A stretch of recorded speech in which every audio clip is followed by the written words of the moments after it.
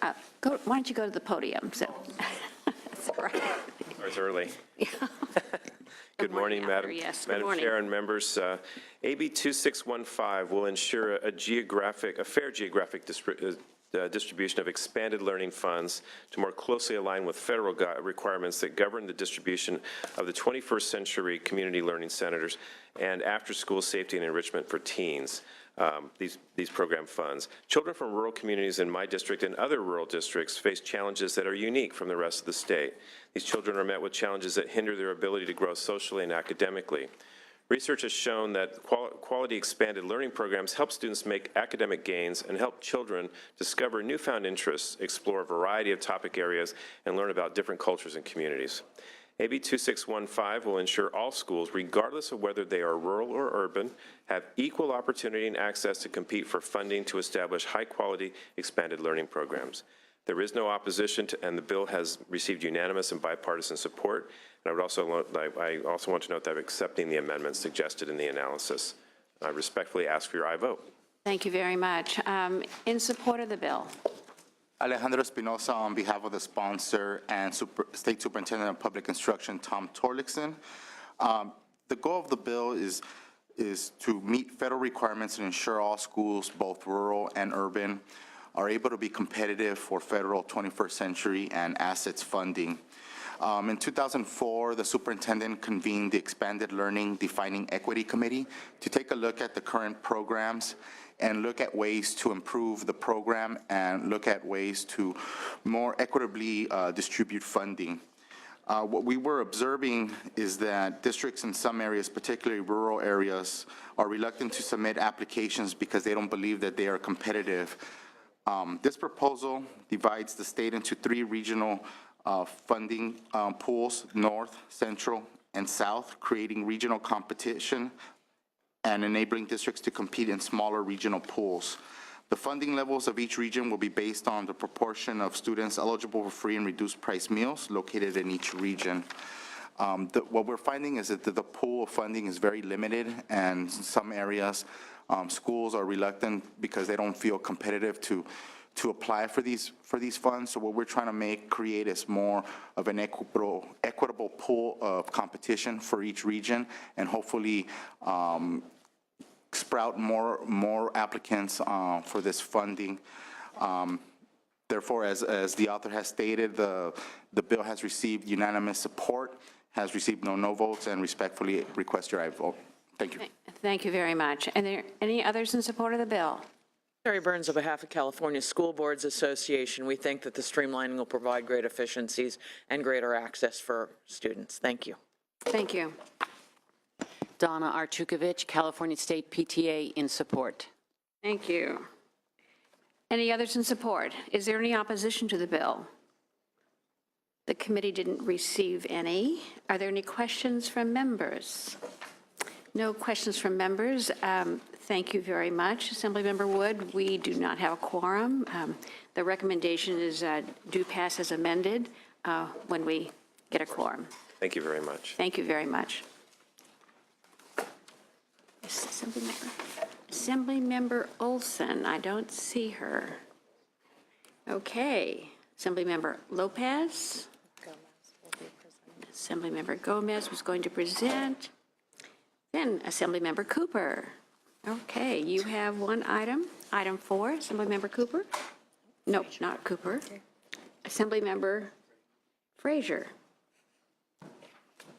You have one item. Item 16, AB 2306. Welcome to the committee.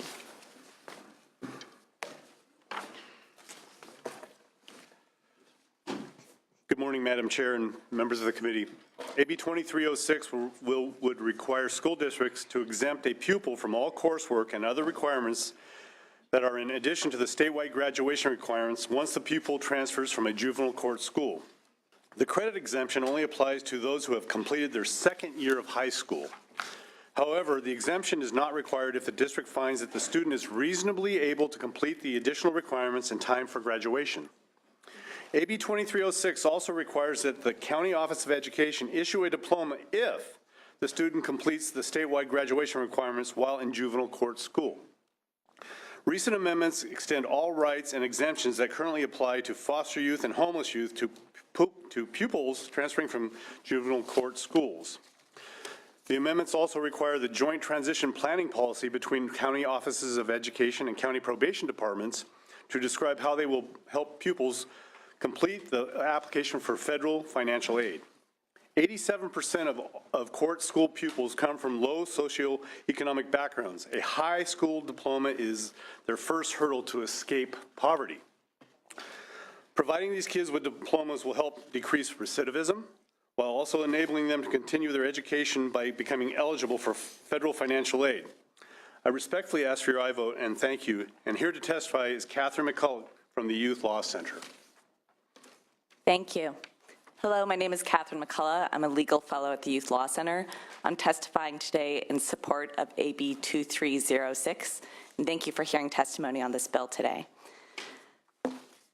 So AB 2306 promotes the academic success of youth in California juvenile court schools by addressing and removing some of the systemic problems and obstacles California youth face while attending court schools and upon reentry into the community.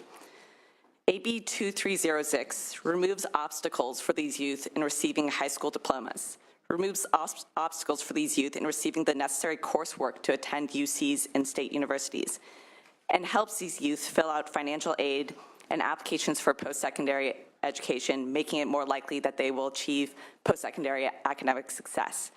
And for all these reasons, we urge your aye vote on this bill today. Thank you. Thank you. Others in support of the bill? Erica Hoffman on behalf of the California School Boards Association, also in support. Thank you. Donna Artukovich, California State PTA, in support. Thank you. Rebecca Gonzalez, National Association of Social Workers, California chapter, in support. Thank you. Erin Evans on behalf of the Small School Districts Association, in support. Thank you. Thank you. Good morning, Pamela Gibbs representing the Los Angeles County Office of Education, in support. Thank you. Thank you. Any others in support? Is there any opposition to the bill? The committee didn't receive any opposition. Any questions from members? It's hello time. I'm going to take a pause and establish a quorum. Call the roll. Blue. Here. Blue here. Block. Block here. Hancock. Huff. Leyva. Leyva here. Mendoza. Monning. Pan. Here. Pan here. Vidak. Here. Vidak here. That's 5. Okay, we have a quorum. No questions from members? Senator Pan? So I don't know whether you were planning to eventually ask this question, but I did note in the analysis there's some discussion about requiring the assistance for the FAFSA and other, in terms of the applications. So can you maybe speak to your perspective on the capacity? So we're going to require now these offices of education to do that assistance. Both their capacity to do that, and also whether I heard from the LA Office of Education saying that they're supporting this bill, whether you've received any concerns or opposition from offices of education about being required to do that work. So just to answer your question, we haven't received 0 letters of opposition. It was unanimous through the assembly but I'll let our expert answer your pertinent question. But I understand that this is actually a new provision since it passed assembly too, correct? Okay. Thank you for this question. Yes, we believe that the County Office of Education and Probation are in the right and a great position to help these youth fill out the FAFSA and apply for post-secondary education. And it is really the intent of this bill to have this be a requirement because we want to focus on the post-secondary educational success of these youth, and we want to make sure that when this bill passes that it actually does accomplish that goal. And so we are really hopeful for this provision because research shows that just filling out the FAFSA can help communities of traditionally low enrollment rates in post-secondary education, those rates increase. So it can really, really help this group of youth achieve post-secondary success. I guess just to follow up, I certainly agree with what you're saying in terms of helping with success. At the same time, I think the question is that the right entity to do it, and requiring to do that, do they have the capacity to do that? So it's not that I question that this is an important element and we should find a way to do it. Just, the mechanism by which it happens was really more of the thrust of the question. But So just to share with you, Dr. Pan, this policy is actually enacted in the Shasta County Office of Education. This is where we got the idea going forward. And it's not really a hand up, it's a hand up, but enabling the opportunity for these students to show that we do care and that their pathway to success is that they're going to be helped and not just left out stranded after they're released from probation or back into the school system. So we want to make sure that they know that we care. Thank you. I mean, this last part, the FAFSA, was added recently, and it's something that we don't offer even for our regular kids. And you're requiring as a mandate for all these kids. And I understand these kids are special and they have special needs, et cetera. But I am concerned about establishing a mandate. And maybe not in this committee as a policy committee, but I think as you move forward, you're going to have a problem with this. The second thing is that, as far as I understand, the Department of Education is supposed to come out with a report about this population. And it was supposed to be due in January of this year, and now it's June. And we anticipate it coming by the end of this year. I think they're in the process of editing it now. But, in some ways, I think your bill is premature. I mean, we all understand the need to address this population of kids. But I suppose we could amend the bill if some of the recommendations are going to be different from the recommendations that are coming out of the study. But I am concerned about that in the kind of double work that needs to be done if the report is different from what this bill chooses to do. So, Senator Videk, you have a question in your head. Thank you. Go ahead. No. Okay, with that, is there, any other discussion on this item? Senator Money? Thank you, Madam Chair. I apologize. I arrived a few minutes late, and I think you were just addressing your concern. I didn't hear. Did you accept the amendments that the chair requested? We are respectfully declining the amendments. We feel that the opportunities, if we aren't prescriptive, that school boards and county's Office of Education can actually skirt the issue and not promote success or pathways for success for this special population. And we're trying to increase the opportunity for the reduction of recidivism. We've seen in this administration that we have a governor that's gone out for reform policy, and we're looking to be a part of that process early in life so that we can actually reduce this population. Well, I appreciate that, but I don't think that addresses the concern raised by the chair, so I'm going to be holding off with that. Thanks. Okay, any other comment or questions from members? Is there what would you like to do with this bill?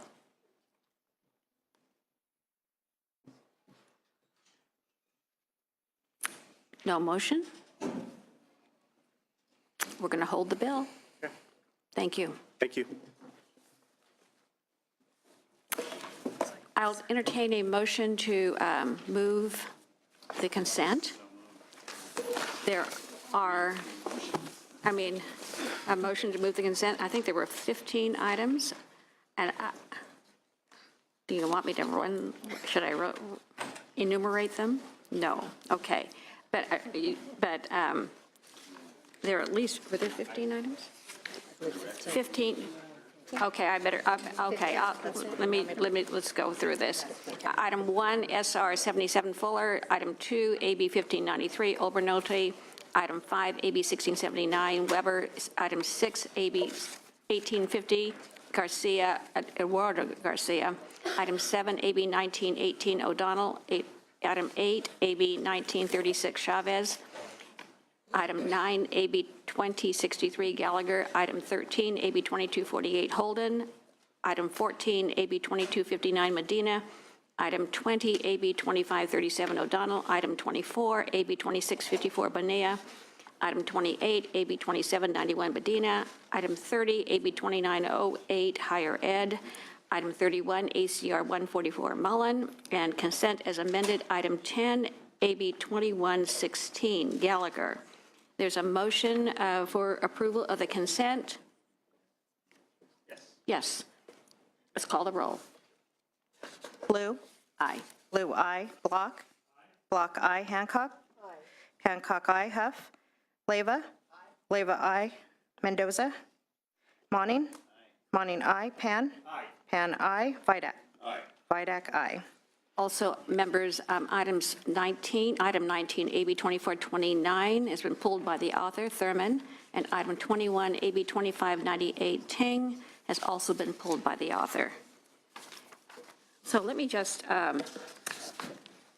we have a wonderful, some of you may know that our committee staff director, Kathleen Shavara, recently accepted a position with the California State University and will be leaving our committee staff.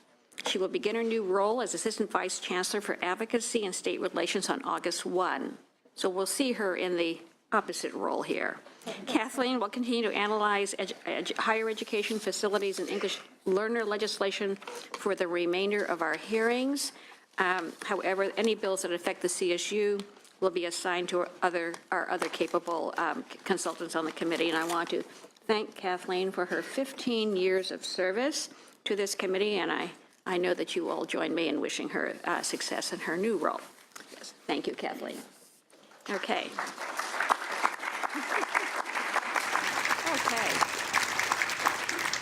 Okay, with that, Assemblymember Olson, you have two bills before the committee, item 18, AB 2336, and item 26, AB 2738. Thank you and welcome. Thank you. Madam Chair, do you have a preference on which I start with? Up to you. Item 18?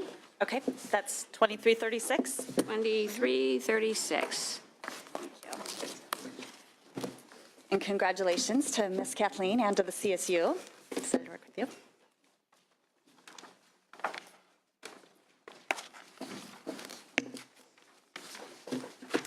Well, good morning and thank you, Madam Chair and members. It is my pleasure to present to you AB 2336, a bill that will provide consistency for our students in special education by allowing substitute teachers in their classrooms to serve continuously for up to 40 days, provided they undergo specific training and provided no full-time credentialed teacher is available.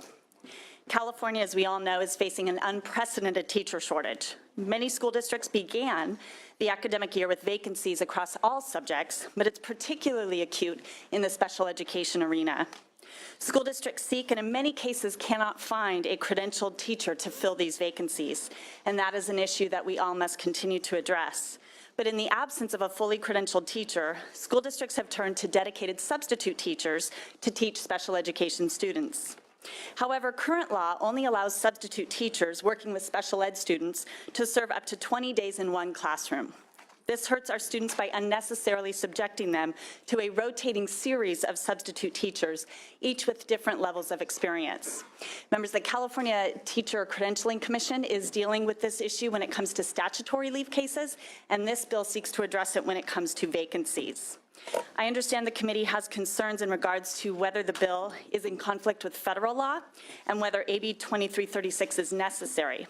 First, in regards to federal law, the Every Student Succeeds Act eliminated references to highly qualified teachers, but nonetheless did incorporate requirements requiring special education teachers to be certified and not to have their certification waived on an emergency or temporary basis. However, substitute teachers are not mentioned at all, and the language strongly indicates that these references only apply to fully credentialed teachers. Second, in regards to the necessity for the bill, current law does allow for the superintendent of public instruction to extend short-term permits beyond 20 days. However, the statute here only covers absent teachers and doesn't specify vacancies. So our bill seeks to bring clarity to this provision of law and allow superintendents across the state to take advantage of it. AB 2336 is a short-term remedy while we address the long-term teacher shortage. With me to discuss the merits of the bill are David Riley, he's the Human Resources Director for Elk Grove Unified School District, Maureen Burness, a retired special education administrator, and Liza Morris, who is the parent of a special education student. Okay, in support of the bill. Okay. Why don't you go ahead? I'll go ahead. Hi, David Riley, Associate Superintendent for Human Resources, Elk Grove Unified. From a practitioner's perspective, AB 2336 is necessary in order to staff classrooms serving students with special needs and to meet the statutory timelines of IEPs. Whereas I completely understand the intent of public advocates to ensure that students with special needs receive quality instruction from credentialed educators, in reality, limiting the number of days a substitute can serve students with special needs does more harm to students, as districts and principals are currently forced to rotate substitute teachers. Furthermore, if AB 2336 does not pass and school districts are not permitted to staff classrooms that serve students with special needs with emergency permits, the harm on students will be further compounded, as there are simply not enough credentialed special education teachers to meet the demand. In addition to the challenges posed by the teacher shortage, a shortage whose impact is magnified in the area of special education, California school districts' challenges have been further compounded by recent legislation such as AB 375, which extends a teacher's leave under CFRA an additional 12 weeks. AB 1522 affords sick leave to on-call substitute and temporary employees. A reasonable person must ask, where is all the consideration for what is best for students when the legislature continues to expand leave opportunities for certificated employees, increasing the need for substitute and temporary employees? In essence, recent legislation has expanded the need for substitutes amidst the greatest teacher and substitute shortage in decades. And now when school districts are asking for the most modicum amount of relief, there's great pause as to the needs of students. It's time California puts the needs of children first. Teachers are indeed important, and for that reason, we as school districts want the highly qualified and trained teachers we hire in the classrooms, not out on perpetual leave, whether it be situations exacerbated by AB 375, AB 1522, and the host of Ed Code provisions providing leave after leave for certificated staff. If this legislature wishes to continue to expand leave provision after leave provision with no regard for the educational impact on children, then at the very least, pass AB 2336, which will provide some chance for school districts to provide a consistent and sound educational program for our students with the greatest needs. Thank you. In support of the bill? Hi, I'm Maureen O'Leary Burness, and I am in fact a retired special ed administrator, but my last job was to be the co-executive director of the statewide special education task force. And we had hearings and meetings all around the state for over a year and a half, and the biggest issue that we heard from the public was the issue of inadequately prepared teachers in general to support special education students, and then very specifically the inadequate number of teachers who are prepared in special education. So the dire need that this teacher shortage has presented us with is why I'm here to support this bill. What we have are not enough teachers, and we need substitutes in the classroom. The biggest problem about not having enough time in a classroom with only 20 days is that we have this rotating number of teachers who are not therefore the best for children. We have so many timelines in special education, and if you can only have 20 days in a classroom, you don't have a teacher who can adequately support the bigger picture needs through the IEP process, for example. And so what this bill would do is allow us to have more time in a classroom and less disruption to the students. I think it is important to notice that this is only a short-term remedy because it does have a 5-year sunset. And please let me back up. I really wanted to start by thanking you all for what you do, because even just listening to all of this information and going through the decision-making process, I just so appreciate the work you do, and I do want to thank you for that. There are many teacher credentialing and retention and recruitment issues ahead of you, but this is the only one having to do with substitutes. We did look at the language in No Child Left Behind because we don't have guidelines out for ESSA yet, but in response to the issue about what the federal government thinks about this, it was very clear in the No Child Left Behind guidelines that substitutes were in fact not necessarily needing to meet those highly qualified teacher recommendations. And so we don't think that it's a problem here for this bill. But to me, the most important thing is that this would reduce that rotation. In addition, though, it does also ask that we provide support to these teachers by having this minimum of 6 hours of training. And so we actually would have better prepared substitutes than we currently have now. So I believe that it is better than the current system. So AB 2336 is a short-term solution to the teacher shortage. It is meant to avoid having that continuous rotation. And this would allow us to fill a vacancy due to whatever lack of availability. And that 6 hours is incredibly important to the quality that we would then have for the classroom. And I think that not only is it then better for kids, but it's better for families. And so I'd like to hand it over to Lisa as we ask you to support this bill. Thank you. Thank you. Hello, my name is Lisa Morris, and I'm a parent here in support of AB 2336. My son was diagnosed with a mental illness in 2nd grade and spent the next 9 years in special education classes. He was shuffled from program to program and had long bouts of instability here and there throughout his childhood, making school torture for him. Changes were always extremely difficult for him and usually triggered symptoms, which then halted the learning process completely. It was a vicious cycle. There were only a few times where we had any real success with my son in school, and those were in large part because he had the same teacher and aides throughout his time in that program. They were given the time that they needed to build trust and rapport and to learn the best ways to get through to my son. These children are in a highly emotional state most of the time, and it is our duty to protect and cushion them from added stressors, not pile more on. Inconsistency in the classroom is extremely stressful for children, and especially those suffering from an emotional disability. This bill is a small but important step in the right direction. I ask that not only you support this bill today, but also take the 5 years provided to keep this dialogue open and find a solution to the teacher shortage so that this particular issue becomes a moot point. Thank you for your time. Thank you very much. Others in support of the bill? Thank you, Madam Chair and members. Alice Kessler, representing the Special Education Local Plan Area Administrators of California, in support. Thanks. Thank you. Good morning. Over here.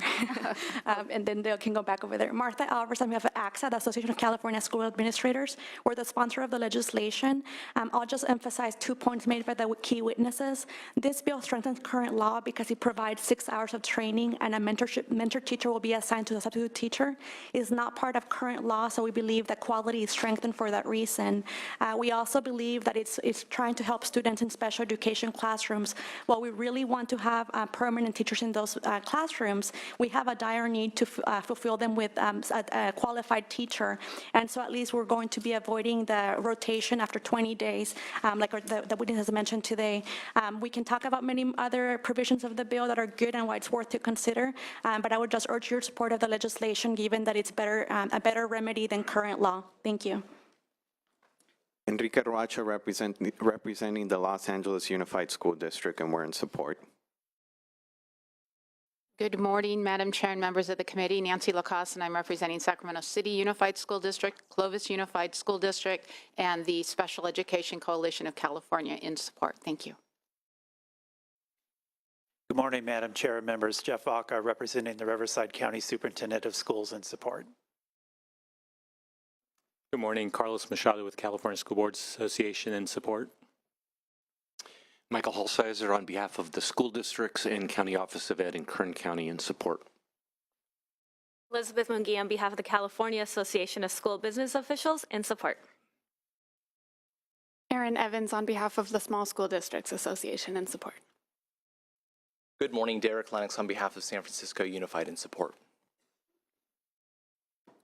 Good morning, Joshua Speaks with the Commission on Teacher Credentialing, and while the Commission does not have a position on the bill, we just wanted to thank the author and her staff for working with us, keeping us informed, and soliciting our technical input on the bill. So thank you. Thank you. Any others in support of the bill?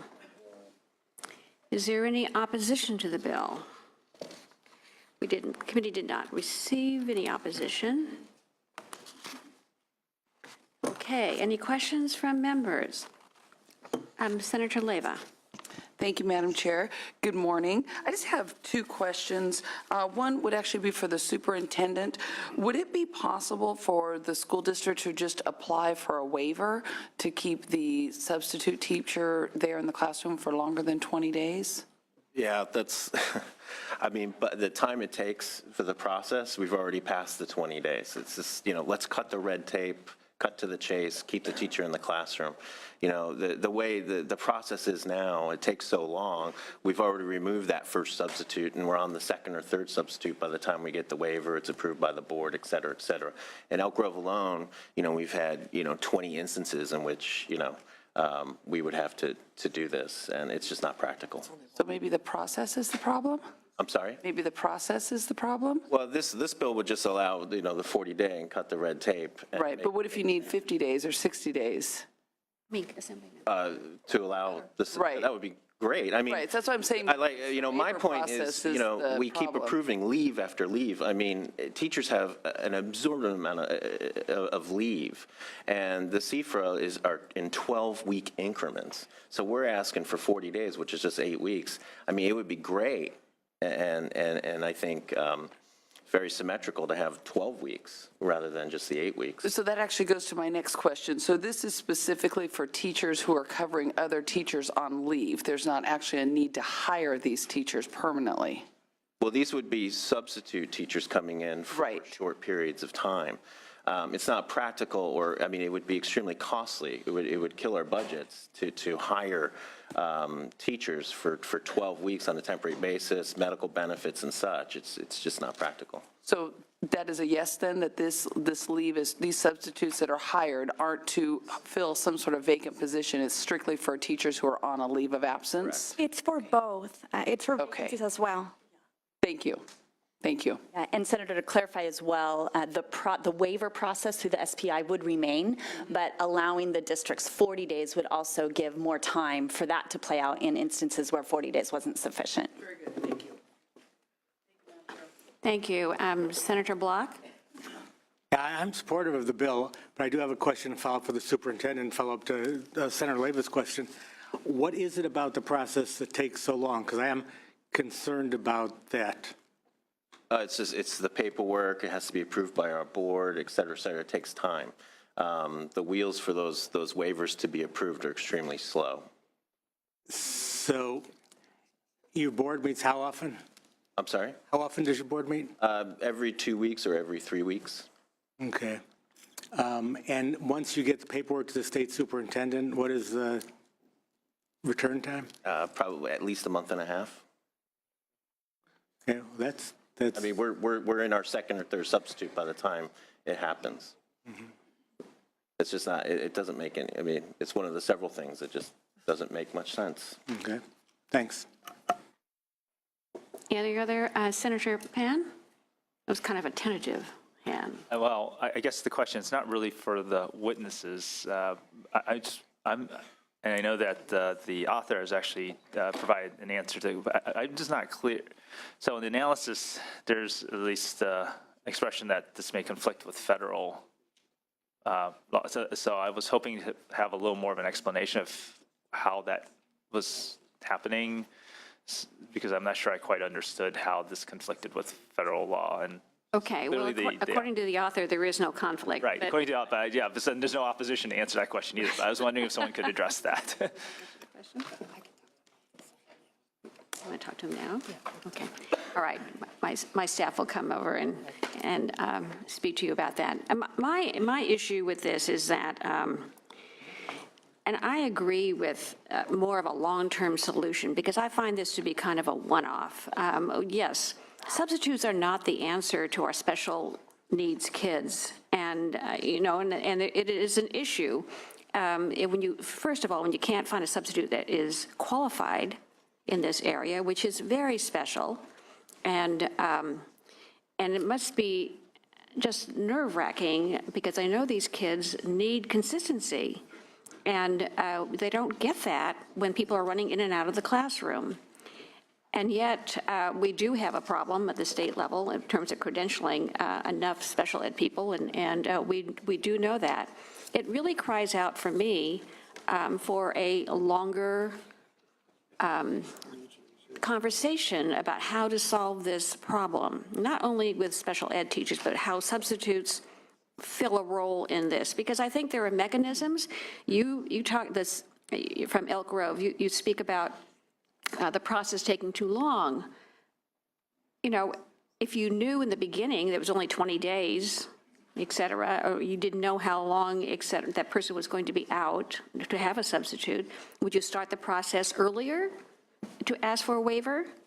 And the superintendent does have tools that he can give you, or she, right now it's he, can give you to try to alleviate and try to provide more consistency. But the problem, I mean, we need to have advocates at the table, parents at the table, administrators at the table, teachers at the table who can really rethink about how we deliver services for this very special group. And I do, so I do have, you know, concerns about this issue. The conflict with federal regs, I mean, I know you say poo-poo, and people in the past have said same thing. Nobody has any, you know, leverage. There's no withdrawal of money, or there hasn't been, quote, a punishment assigned to that. So what is that all about, you know, kind of thing. But I do think that this system has already a process in place, and if it's not working, then we should tweak the system, which you're trying to do. But I'm not so sure that giving a substitute that's not qualified longer time in a classroom is a solution. So, you know, so that's my anxiety about this. And even with the 6 hours that, you know, you're requiring or asking that they have some kind of in-service training, it's problematic for me. It's not enough.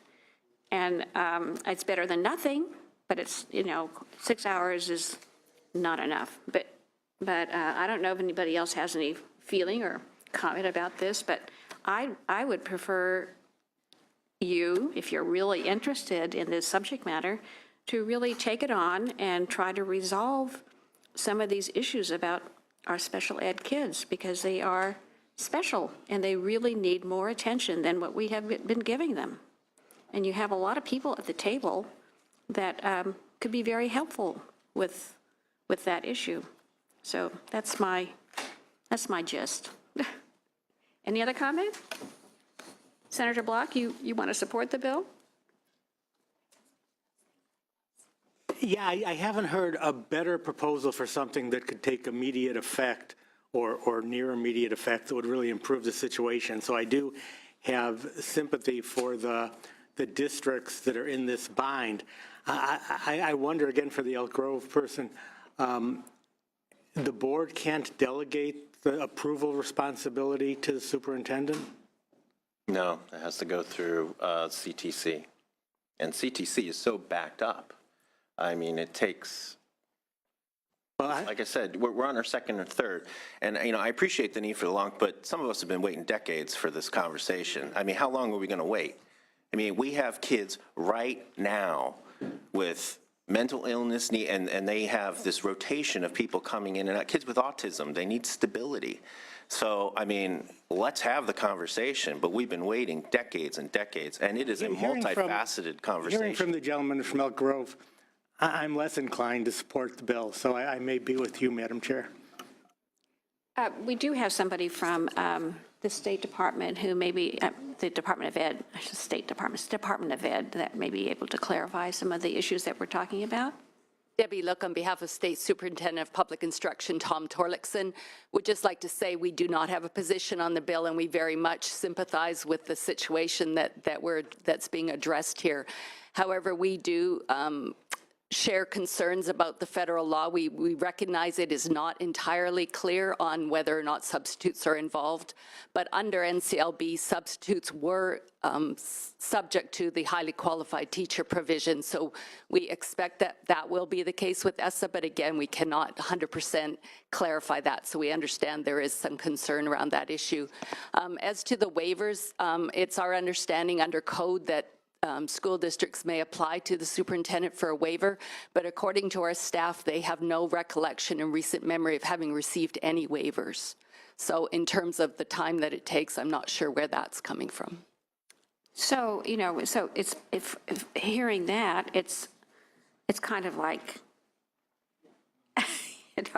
so it's maybe the Department of Education, maybe the Teacher Credentialing Commission, maybe it's the districts, maybe it's whatever, it's not clear that the process is working, or for you, at least in Elk Grove, it certainly is not working. And maybe sitting around the table, we could clear up the process about how we deal with substitutes and their training or lack thereof, et cetera, and dealing with these very special kids. Any other comment or questions from members? Senator Pan? So just for the superintendent, did you just say that you haven't received any waiver applications? I'm just not clear exactly what that last statement was about the waivers. Yes, I asked our staff last night how many of these waiver requests we've received, and to their knowledge, we have not received any in recent years. Okay. All right. That's helpful to know. Thank you. Senator Black? And let me ask the gentleman from Elk Grove then, how many have you sent in the last couple of years? We haven't because the timeline doesn't make any sense. But by the time it takes, we're already past the 20 days. And also the challenge for many of these leaves is that whether they're medical or baby bonding leave, they're sort of done in increments. If they're doctor's notes, people are extending their leaves in increments of time. So we have really no way of determining how long someone's leave is going to be in many cases. My suggestion, since, even if you got this bill out, the effective date would be January 2017. And between now, June, and December of 2016, it would be a great time to come up with a better solution for this issue, very special issue with substitute teachers in our classrooms for special kids. So I would make that suggestion to you and would like to just hold the bill and make sure that we do a really thorough job about how to address these needs. And part of the answers are within this group of folks that you've convened. So I would hope that you would take that suggestion unless there's a motion. I can speak to a lot of that in my close, but I'd rather not have the bill held. Okay. Okay, thank you. Okay, thank you. First, I'll pass out a sheet that answers the questions as to whether there's a conflict with federal law, in case people are still curious about that.